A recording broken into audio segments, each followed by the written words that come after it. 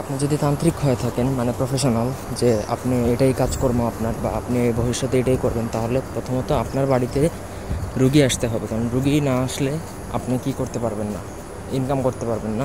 তো আপনার বাড়িতে যদি রুগী আসে তবেই আপনি তাদের তদবির করবেন, এবং যার ফলশ্রুতিতে আপনি টাকা পাবেন।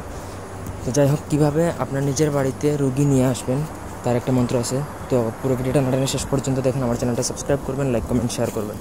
আপনারা যদি আমাদেরকে দিয়ে কোনো ব্যক্তিগত কাজ করাতে চান, তাহলে সরাসরি আমাদের স্ক্রিনে দেওয়া নাম্বারে ফোনে যোগাযোগ করে যে কোনো কাজ করাতে পারবেন, দেশে বা দেশের বাইরে থেকে, বান জাদুটনা ইত্যাদি বিষয়। আর যদি আপনারা কোনো বই প্রয়োজন হয় আপনাদের, তাহলে অবশ্যই আমাদের সাথে যোগাযোগ করে আমাদের থেকে বইও নিতে পারবেন। তো প্রথমত মন্ত্র আছে এখানে দুইটা, আমি দুইটা মন্ত্র এই স্ক্রিনে দিয়ে দিয়েছি। একটা মন্ত্র হচ্ছে আয় মোহাম্মদ রয় স্থানে আল্লাহ আনিয়া রুগী, আমার এই ঘরে, আমার ঘর ছাড়িয়ে যদি অন্য দিকে যাও ঈশ্বর মহাদেব আল্লাহ নবী সুলেমান পয়গম্বরের মাথা খাওয়া। এটা হচ্ছে 5 বার, এটা 5 বার পড়তে হবে।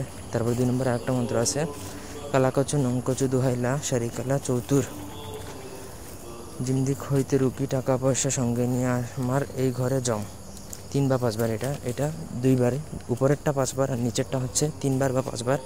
পরে পানির উপর ফু দিবেন। পানির উপর ফু দিয়ে আপনি প্রতিদিন সকালবেলা ভাসি মুখে, মানে মুখ না ধুয়ে সেই পানিতে মন্ত্র পড়ে তারপর সেগুলো আপনার ঘরের সামনে ছিটিয়ে দিবেন। ব্যাস, আর কিচ্ছু করতে হবে না।